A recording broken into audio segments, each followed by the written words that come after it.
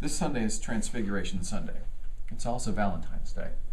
The story of the Transfiguration is that story where some disciples go up on a mountain with Jesus. When they get there, because Jesus gets there before them, as Jesus is wont to do, Jesus gets there before him, and he's talking to Moses and Elijah. This is problematic because Moses and Elijah have been dead for a while. And what people say about this story is that Moses and Elijah personify the law and the prophets in the Old Testament. So Jesus is in conversation with the law and the prophets. And they're talking about how Jesus is going to die. Well, the disciples see this, and they kind of flip out. And they have this amazing experience, and they see Jesus transfigured. He's glowing, he's in white robes. They see the risen Jesus, if you will, the promise of resurrection. So they build booths, or they try to build booths, and Jesus says not to. And then there's a voice from God that says basically, don't do that. And it's this very confusing thing. And then Jesus says, don't tell anybody until after my time has come. It's a kind of confusing story.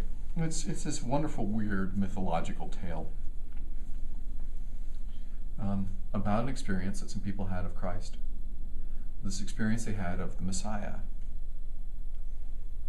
I think it's curious that this year I'm really enjoying the fact that the Feast of the Transfiguration, which is actually the bookend for the Christmas season. We've been in Epiphany this whole time, the season of being aware of the wisdom of God, being aware of Jesus' presence in the world, and it's this bookend between the incarnation and the transfiguration, that these are actually about the same thing. And they're about love being present in the world. So we have this Valentine's Day wonderful spin. And how do we, who are the body of Christ, who are the church, right? The church claims to be the body of Christ. And not just any old body, but actually the transfigured body. Love and fulfillment. We're not very good at it. Our track record's bad. At least our PR is. If our track record, our real track record, might actually be much better than our PR gives on. But I think part of the reason why is we forget what we're actually called for.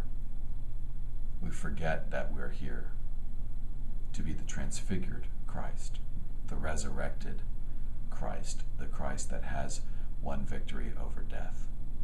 That's that profound a love, that it's not actually just about affinity,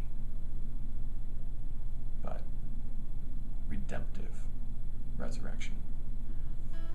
Those are my sermon thoughts for this coming Sunday, February 14th. I'm going to post this, and I hope you have a great, great weekend.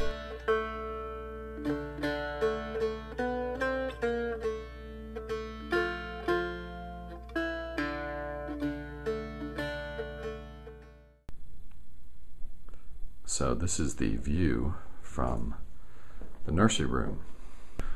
So yeah, I really like what we've done with this room.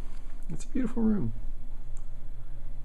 So yeah, if you have little kids, we're ready for you. It's Illinois, of course we have a log cabin.